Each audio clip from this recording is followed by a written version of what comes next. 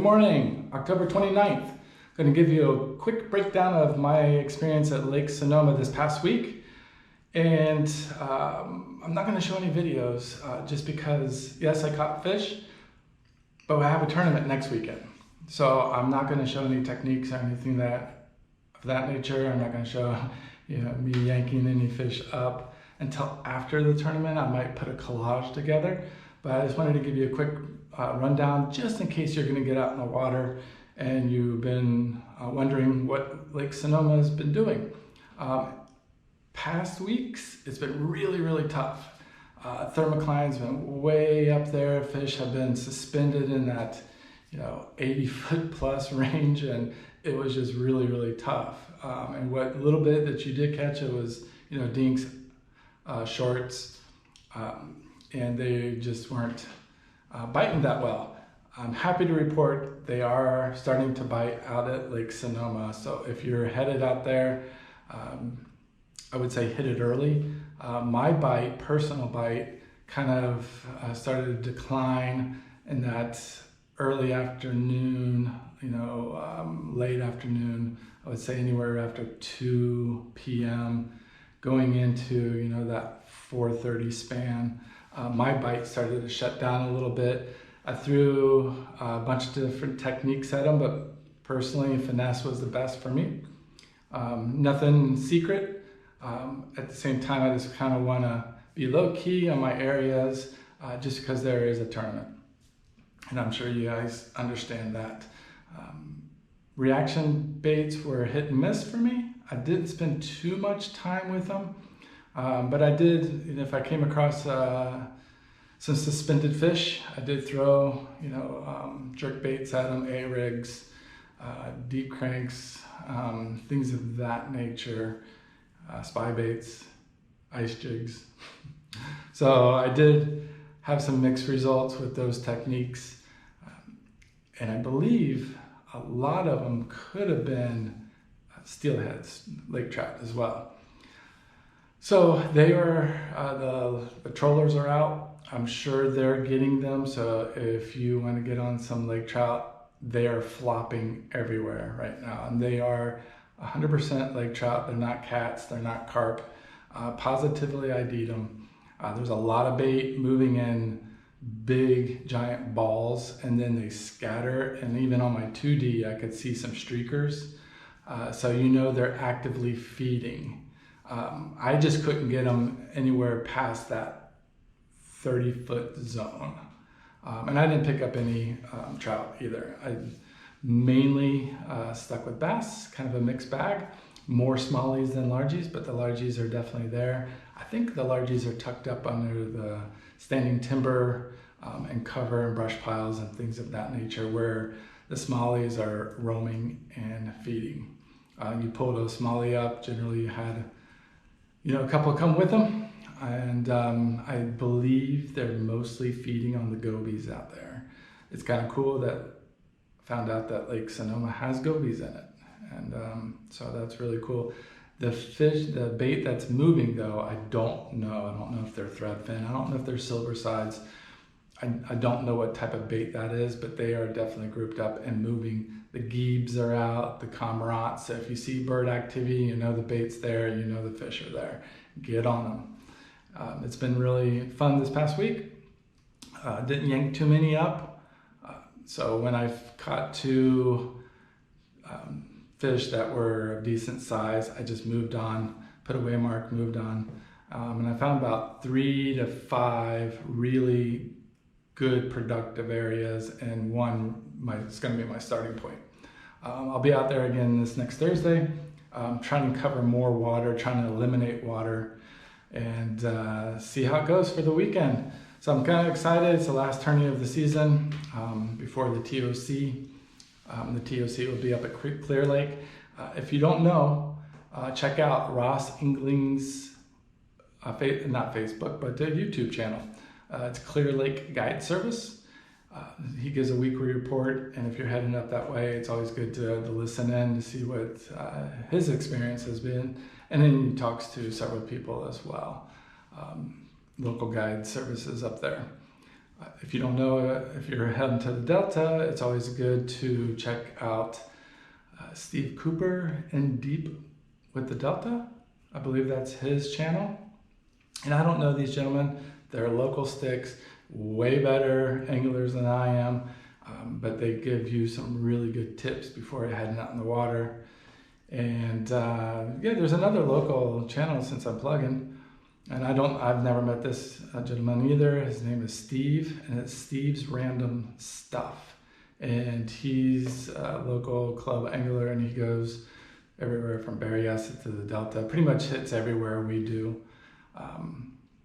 Yeah, he seems to have some really good material on his channel. Just promoting, don't know them, don't even know if they want me to promote them, but there it is, so take it or leave it. ABA is out this weekend at the Delta. I believe they're out of the Bass Hole, launching out of that area, and so it'll be interesting to see the results come out of there. I know some heavies are in that, like Big Fish-ish, Moreau, and it looked like he had a good bag yesterday, so I'm sure he's swinging. And then I think New Gen's up at Mount Shasta for their TOC, so it'd be interesting to see what the Northern California lakes are doing, fisheries. Yeah, so I'm done rambling. Hope this was informative, because I will not be posting any fish catches until after the tournament. So have a great weekend, have a great next week, get out on the water, got those cool night airs.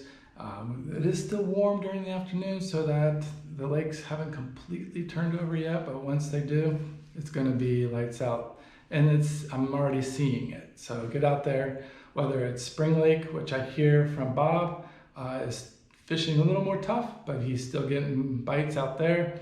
Berryessa I hear is still extremely tough, but kind of like Sonoma, you can kind of equate the two. I would imagine it's starting to pick up as well. Hennessy, shh, don't say anything, but that's a great little mud hole and always produces. The ponds here locally in Hillsburg, Windsor area, always producing fish, and so get out there, drag a jig, drop down on some vertical dropping, an ice jig or a spy bait, or of course the tried and true drop shot. They're all producing bites, so go hook one. Hit by something big, and then this little guy picked it up.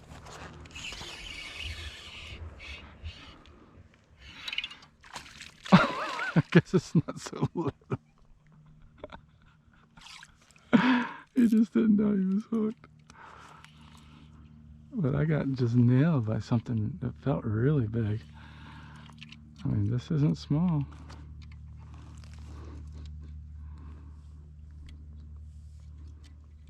It's bigger than the last one.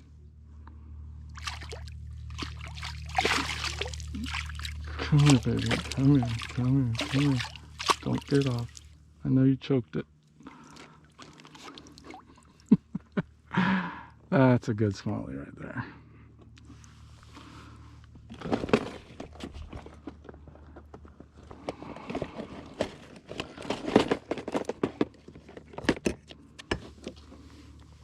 Just a little skin hook right here. Yeah, that's a worthy one right there. Here. Feels like a better fish. What's it doing? It's going fast. Oh yeah, this is a better fish. Just spit up shad.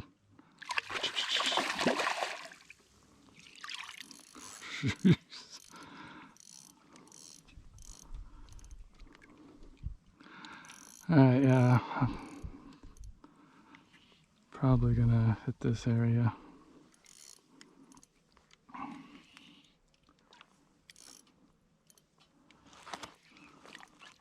Come on, you're maybe 2 pounds. Just fighting, look at him fight. Okay, come here, come here, come here.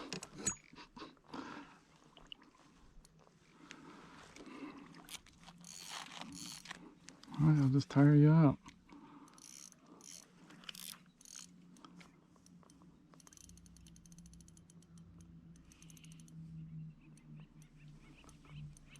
I don't see any more with them. They got those fat tails and they just push and push, spitting up more shad. Sorry, dude, you're losing your lunch. What is that? Is that shad or crayfish? I can't tell. You were hooked. Right in the top. There it goes. Yeah, that's a fatty. I'm gonna go like 1.8.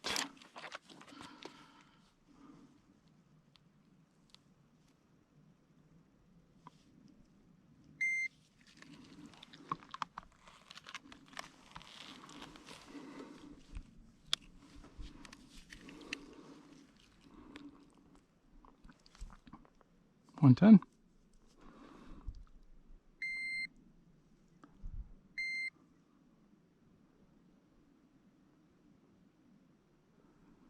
So 485 for 3 fish. I got 4 keepers, but